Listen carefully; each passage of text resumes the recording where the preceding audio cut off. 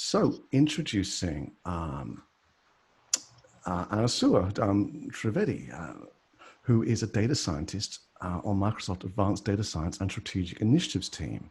So she works on developing advanced predictive analytics and deep learning models. Previously a data scientist with the Texas Advanced Computing Center, a supercomputer center where she developed algorithms and methods for the supercomputer to explore, analyze, and visualize clinical and biological big data. Anusua has held positions with UT Austin and the University of Utah. And now I'm going to scan our Zoom and see if I can get a wave.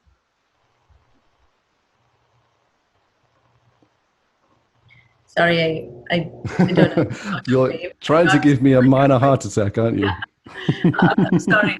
I do not know how to wave. I'm not used to using Zoom. And you can tell me off for how badly I pronounced your name as well, right? No, you did well. Yeah, you did very well compared to how complicated my name is. Yes, you did very well. Thanks for doing diligence on that. My absolute pleasure. So we've got about 17 minutes. Is that going to be okay for you?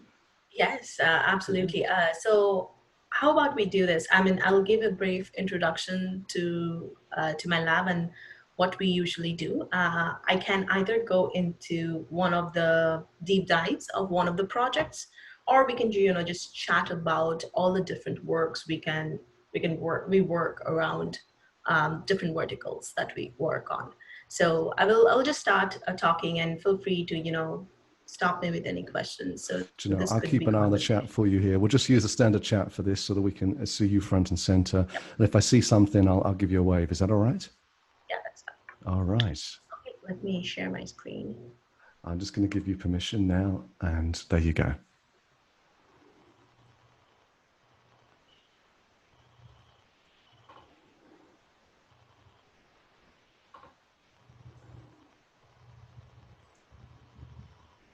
Let me know when you can see my screen. Yeah, we're all set for you. We're good. Okay, thank you so much for inviting me over to this, talk. And I'm excited to introduce our AI for Good Research Lab in Microsoft. This is a very new initiative coming out of Microsoft Research. We're focusing on how to apply and control AI and trying to do deep dives across different verticals, and trying to explore the strengths and the weakness of AI in different verticals. So we have, as you can see here, our lab is called AI for Good Research Lab. We have 5 different verticals that we work on. I work mostly on AI for health, but there is AI for Earth, AI for accessibility, AI for humanitarian action, AI for cultural heritage also. So today I'm going to talk about something, a deep dive into the AI for humanitarian action. But before I even move on to that, I would like to give you a brief introduction on the type of projects we do on these different verticals. So there is this a long-established group in Microsoft Research called AI for Earth. This has been there for the past 4 or 5 years now. It is a grant-based system where we partner with nonprofits and universities, and we give out grants to even individual researchers to work on different projects related to climate, agriculture, biodiversity, water. There is a recent announcement which came out of our President Brad Smith's office on carbon negative. So Microsoft promised to be a carbon negative company and giving back to the community, trying to control the biodiversity. So we partner with NOAA on many different projects trying to control the biodiversity. In the past decade, we have lost around 200 species all across the animal world. So it is actually a collapsing structure already. And if you see Brad Smith speak about this, you'll see that we are going through a pandemic right now, but this is nothing compared to the next one that might hit us due to the collapse of our ecosystem.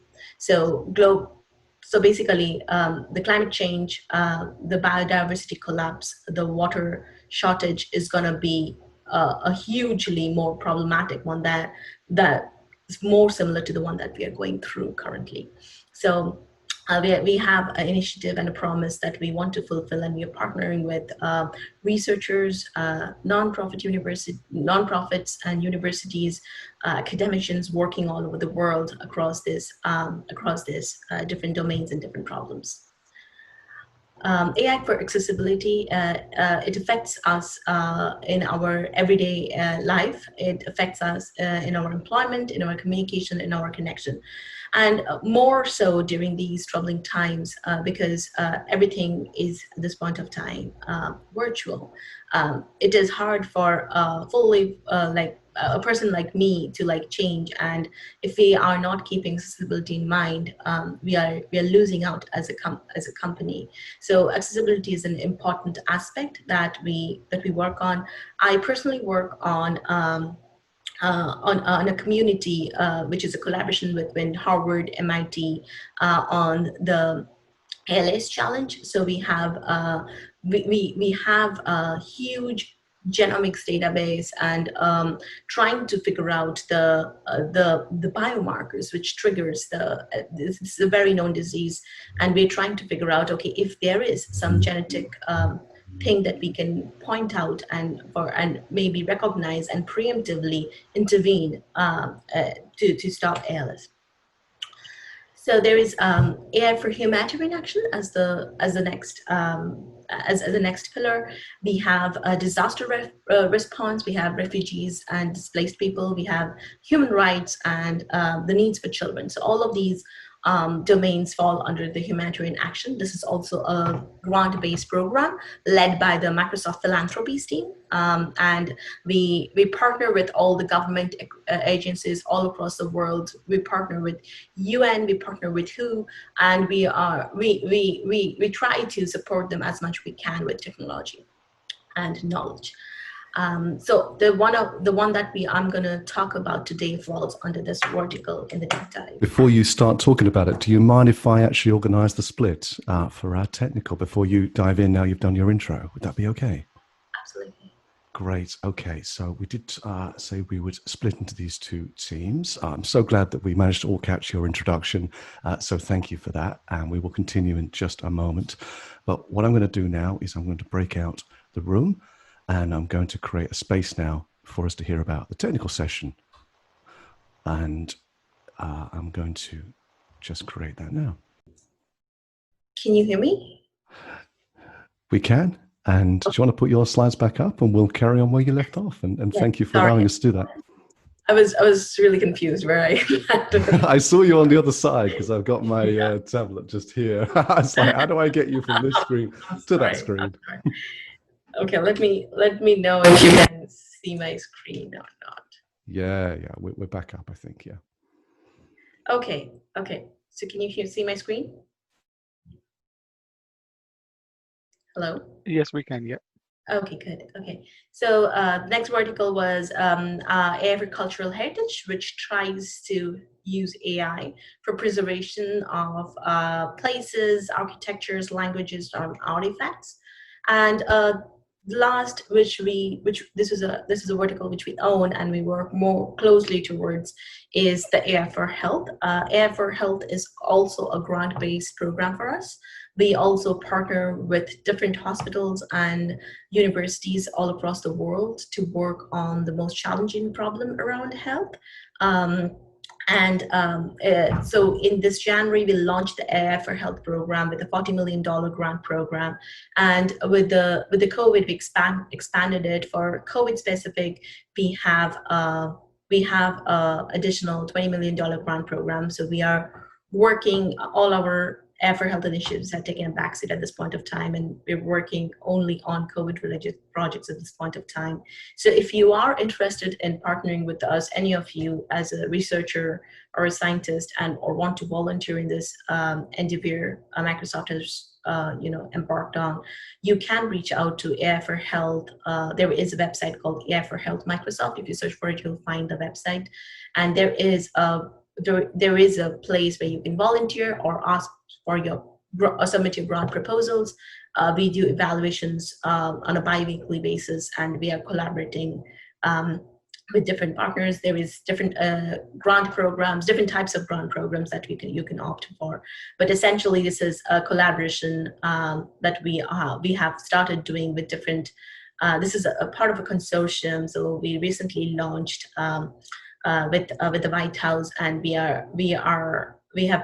have actually promised to invest in this particular disease investigations, and trying to find the tools to help out the doctors as much as we can. There's a quick question that's come up, just saying what's been one of the biggest successes that you could mention to us around AI for Earth? AI for Earth. So one of the biggest thing that we have done on AI for Earth is the camera trap project. So it actually helps you. So I do not know if you guys have heard the BBC Pause is another one. So BBC has covered that Pause project. It's PAWS Pause. So this is in collaboration with Harvard and us doing it. This was to identify and stop poaching in African savanna, and this has got an extensive success. And if you want to, there is I think there is this BBC program which you can in I think HBO, which has one of the features in Pause. I think New York Times also covered the Pause project. It received a lot of media coverage, and it kind of established how AI could be used in like saving, stop poaching, saving the biodiversity, and it showed a way that AI for Earth could be successful. Even in the UN summit, AI for Earth had received a lot of good response, and we keep collaborating with different partners in those platforms. So I come to the deep dive, which is this is a collaboration with the Carter Center, which is founded by President Jimmy Carter, and they are peace building and technology. They have different verticals, and I'm actually collaborating with their peace building and technology department, where we are we're trying to solve the problems regarding their project around Syrian conflict. So the Syria project started for the Carter Center in around 2014, and this was basically an initiative started by President Jimmy Carter himself. And what they do usually since 2014 is they get this weekly information. And as you might imagine, there is no established news source. So everything is happening on the ground from the volunteers who are present. So they are trying to give you as much information through tweets, through text messaging system. So there is a huge flush of information coming in. They partner with ACLED, which is an established organization which also partners with UN to get this different various sources of information apart from their ground workers. And it's an array of information coming around different events. So clashes, aerial bombardment, airstrikes, etc. And what Carter Center does is they are liable to produce a weekly report to UN talking about what are the new events that has happened and what are the casualties around it, and how to, and propose a strategy to mitigate it so that life could be saved by volunteers working on the ground, and provide also necessary information to the UN so if the need of intervention is. So that's where we come in, because as you might imagine, this whole area of new information, ever-changing topic coming in every week. And as you might imagine, Carter Center Peace Conflict is a very small department. It's a nonprofit working under extreme resource constraint, and they're trying to ramp up as much as possible. But if they have to do the whole task of like cleaning the data, triaging the data, tagging the data, classifying the data every week, because the topics are every week changing. So you cannot have just like one single model done and deployed and it's working. So it's an ever-changing thing, and it will change with the current political world scenario, the things that affect every one of us. It will change rapidly. So that's where the partnership started, and they had a severe time constraint which we were trying to mitigate. And basically, we thought maybe we can build them a classifier which will be trained on a weekly basis on like new data coming in, and which will be able to classify some of the conflict events. All they will have to do at that point of time is research the data accordingly with the tag. It's already is like tagged, and it's bucketed. All they need to do is produce topic specific or conflict specific reports around it and share it with UN. So that will reduce a really huge and time consuming portion of their work, and the researchers could actually focus on the research work going on in the ground. So that way we started working on automating and curating the process. We got the ACLED classification, but Curry Center wanted to change this event types. So they had their own events. So it was a mapping, first of all, to create and understand. And when the data came from ACLED to Curry Center, this was a manual process which was done by the researchers. So you can imagine this conversion itself is if you cannot create this mapping correctly based on the content and the context of the text that is coming in or the news that is coming in, it will be hard for the model to learn eventually once the topic starts changing. So that's where we started using deep neural networks. We use some BERT-based model, which are transformer models, which can keep attention span, and which it can keep track of how you are doing. And basically, we started showing, hey, it's basically whatever TCC, the Carter Center, is trying to predict. Our model can actually do more than that, in the sense that it is actually grabbing the multi-label, multi-class. That is, when you give a human to read multiple types of things, they have a bias towards, saying, this is a aerial bombardment, and this is a clash happening there. But it is very hard for them to retain the information in memory and come back saying, oh, this might also be aerial bombardment along with being a clash. So that multi-class, multi-label problem, our model actually handled better, because it has some attention, which is a long memory, which helps it keep track of the tokens or the content which is labeled around those labels. So what happened doing is when this was actually deployed in production, my model was starting to produce multiple labels instead of one single label, which the human researchers were doing. And then they started to go in and check, and they said, yes, the human researchers were missing, because that was the conflicts or the deaths were not happening only because of aerial bombardment. There were some clashes also happening, and they verified it with the ground, and they figured out, yes, that was the case. And the researchers who were sitting in the Atlanta office were missing out completely on it, and they were completely blind on that. So that actually showed the way how AI can not only improve or reduce the speed of your research, but also bring out more insights, which we humans can very well miss. We were also very careful about the bias, because with the ever-changing topic, it might be the model has a long memory, so it might be retaining some things, and that's why we had to create a really good retraining technique, so that we make it forget what it's doing, but only keep a part of the weight when we start retraining for the new batch of data coming in, so that we're not forgetting everything, but also we're not keeping all the knowledge, but learning about the new knowledge too when we bring it. Anusua, can I just jump in with a quick question again? Is that okay? Yeah. If we can try and also just have a couple more minutes, if that's all right. So Harrien's asked, is there any way that you can validate the data from things like social media? I do not know if this will work with the social media, because this will, the model should, if you have social media data and we can train on the social media data, it should work. I do not know if I would want to test it on a social media data, because it will bring in a lot more topics which the model is not aware of. But if we can grab things which are very pertinent to the topics this model is concentrating on, then yes, it should work. If you're only focusing on the conflict events around clashes, aerial bombardment, then yes, this model could be used. This is actually a published work. We actually presented this in the Harvard CRCS program. We have a paper around it. We have all the details. We give out the data and the code in the paper. So if you want to look it up, it's an open paper for you to look up, and there is code implemented.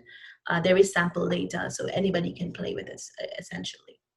Wonderful. Could you give us a kind of 2-minute summary and a finish to your talk this evening? Yes, so basically I'm done. So this basically is showing the predicted labels, different types of the fatalities happening in different regions, and what are the causes. For example, clashes is the main region of fatalities, instead of shelling or aerial bombardment or like anything strategic like the government's troop moving in. It's mostly like the ground guerrilla clashes, or the rebellion clashes happening. And that's basically is killing most of the civilians there. And as you can see, this region has the most number of clashes. So if you can produce some weekly reports like this, maybe there could be more ground troops and more ground volunteers deployed in this region to do the mitigation of the conflicts. So with that, I will end, and I'm happy to take questions if any. Otherwise, yeah, we can move on. If you could grace us with your presence for a little longer. Thank you so much, Anusua, for that overview. Very, very interesting, very well supported by the slides. And I think you blew our minds when live transcription appeared on the screen as well. Which I've been trying to get work for some time. And I'm sorry that I dragged you onto Zoom, by the way, not the wonderful Teams, huh? No, happy to do that. Thank you so much for the invite.